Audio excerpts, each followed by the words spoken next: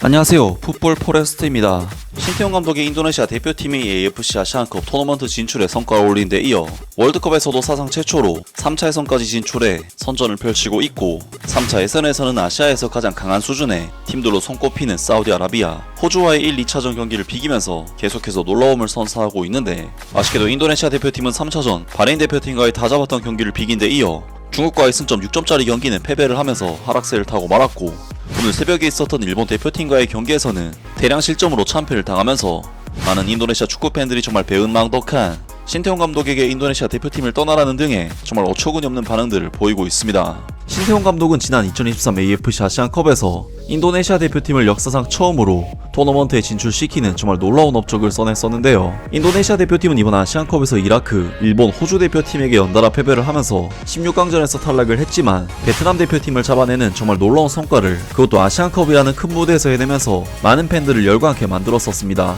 그리고 인도네시아 대표팀의 상승세는 2026 북중미 월드컵 아시아 지역 예선에서도 계속되고 있는데, 인도네시아 대표팀은 이번 월드컵 2차 예선에서 자신들의 천적인 베트남 대표팀에게 2전 2승을 거두는 정말 놀라운 성과를 거두었고, 비록 아시아 2티어급 강팀인 이라크를 넘지 못했지만 필리핀과 베트남을 압도적으로 제치고 사상 첫 월드컵 3차 예선 진출을 달성해냈습니다. 인도네시아 대표팀으로서는 3차 예선까지 올라온 것도 역사상 처음 있는 일일 정도로 놀라운 업적을 달성한 것이긴 하지만, 다른 의미로는 역사상 처음이기 때문에 3차 예선은 가장 약한 포지션을 잡을 수밖에 없었고, 결국 인도네시아 대표팀은 이번 3차 예선에서 가장 낮은 6포트에 배정이 되면서 일본, 사우디아라비아, 호주, 바레인, 중국과 함께 C조에 편성이 됐었는데요. 그리고 인도네시아 대표팀은 1차전부터 사우디아라비아와의 경기를, 그것도 원정에서 상대하는 굉장히 힘든 경기를 치렀음에도 불구하고 1대1로 비기는 정말 놀라운 결과를 얻어냈고, 2차전에서는 피지컬적인 한계로 인해 아시안컵에서 4대0으로 깨졌던 호주를 상대로도 무승부를 거두는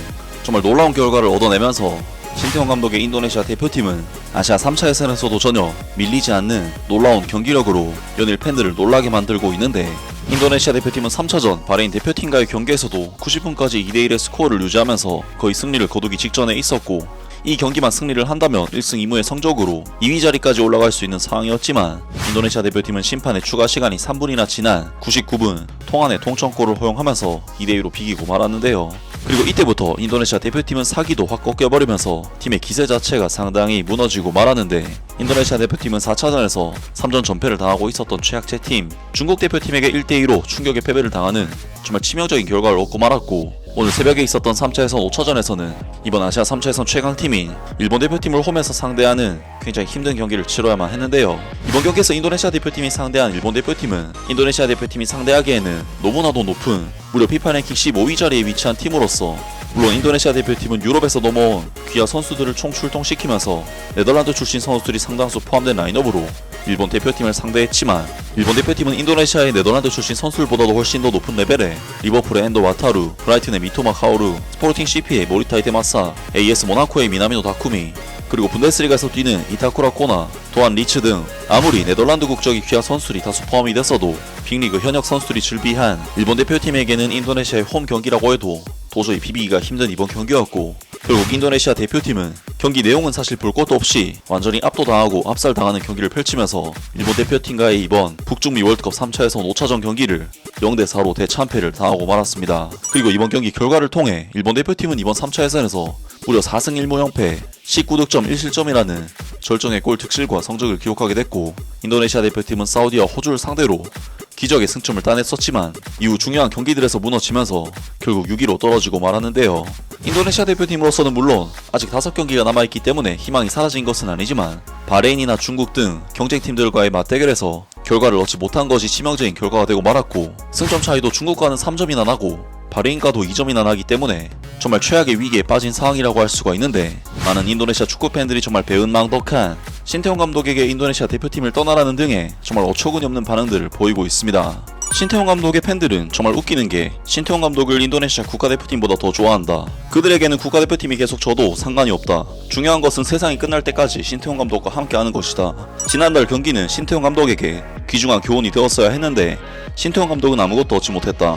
인도네시아 대표팀이 남은 홈 경기에서 깔끔하게 승리할 수 있기를 진심으로 바란다. 선수 레벨은 이미 최고 수준에 있지만 여전히 신태용 감독으로는 그 능력을 최대화할 수 없다. 좀 더 적합한 코치와 함께 훈련을 한다면 현재 대표팀에 대해 더 많은 것을 볼 수 있을 것 같다. 신태용 아웃.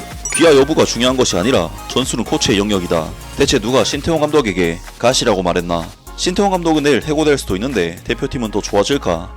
신태용 감독은 전술이 부족하고 많은 귀하 선수가 경기력을 발전시키지 못했기 때문에 교체를 하자. 신태용 감독의 대체자로는 요아킴 레브, 전술적인 전문가이자 에릭 토이르 회장이 국가대표팀을 맡기 위해 이미 접근한 바 있는 감독이고, 거스 히딩크, 한때 대한민국을 월드컵 4강에 진출시킨 감독, 그리고 루이스 바날, 인도네시아 국가대표팀에 관심이 있는 것으로 알려진 감독 등으로 교체하자. 중국과의 경기 이후로 우리는 신태용 감독 하에 국가대표팀에 큰 기대를 하지 않았었고, 실제로 무슨 일이 일어났는지는 모르겠지만 분명히 중국과의 경기 이후에 뭔가가 일어났다. 그리고 중국이 지금 2승으로 4위인데 이상하네. 인도네시아 네티즌 여러분, 앞으로도 국가대표팀, 특히 신태용 감독이 부정적인 생각을 하지 않고 더 집중할 수 있도록 많은 응원을 부탁드린다. 인도네시아 축구가 앞으로 더욱 발전할 수 있기를 바란다. 2025년 말까지 기회를 준 인도네시아 축구협회는 신태용 감독이 인도네시아 국가대표팀이 아니라 연령별 대표팀을 맡는 것이 적절하다고 결정할 수 있다. 난 신태용 감독이 전술과 결정이 매우 부족하다고 생각하며 필요하다면 네덜란드 출신 코치를 데려오면 된다. 어떻게 이럴 수가 있냐? 신태용 감독을 믿지 않는 것은 아니지만 국가대표팀 감독도 네덜란드 출신이어야 한다. 왜냐하면 출신도 같고 언어도 같고 축구적인 이론도 같기 때문이다. 신태용 감독 아웃. 확실히 일본과는 클래스가 다르다. 현실적으로 생각해보자. 신태용 감독을 비난하는 것은 탈출구가 아니다. 가끔은 국가대표팀이 장기적인 과정을 밟고 있다는 사실을 잊어버릴 때도 있다. 국가대표 정신. 인도네시아가 4위 안에 들지 못하면 신태용 감독의 대표팀 감독직을 재검토해야 한다. 이제 인도네시아 대표팀에게는 문제가 없다. 문제는 신태용 감독에게 있다. 인도네시아 대표팀의 월드컵 진출은 아직도 멀었다. 귀하 선수의 영입으로 레벨이 조금 오르는 정도이지만 아시아의 엘리트 팀들과 대등할 순 없다. 신태용 감독을 비난하고 선수들을 비난하고 월드컵 진출에 대한 기대치를 잠깐 멈추자. 인도네시아의 수준은 아직 월드컵 무대에 도달하지 못했다. 지난 3경기에서 신태용 감독의 경기력이 전술적으로 정체되기 시작했다는 점은 인정을 해야 한다. 왜인지는 모르겠다. 그렇게 전술을 실험하려고 하다 보니 국가대표팀의 경기력이 쇠퇴하게 되는 것 같다. 아마도 이제 때가 된 것 같다. 대표팀이 4위권 진출에 실패하면 새로운 감독을 찾기 시작해야 한다.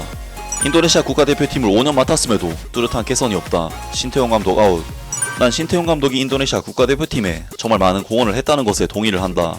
그러나 그가 정체된 것은 사실이다. 국가대표팀 경기는 신태용 감독의 손에서 다른 레벨로 올라갈 수가 없는 것처럼 보인다. 등등 일부 인도네시아 축구 팬들이 신태용 감독을 비난해서 될 문제가 아니라고 커버를 치기도 했지만, 대부분의 인도네시아 축구 팬들이 이제 신태용 감독은 한계에 부딪혔으며 다음 단계로 넘어가려면 유럽 출신 감독을 데려와야 한다고 강력하게 주장했습니다.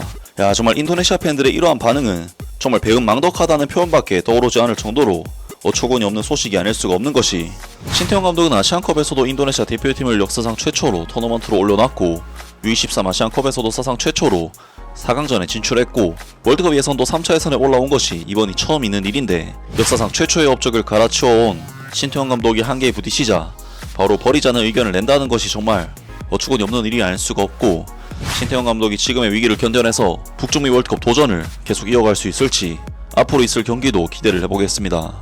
아무튼 오늘 영상은 여기까지고요. 영상 재밌게 보셨다면 구독과 좋아요 그리고 댓글 부탁드립니다. 감사합니다.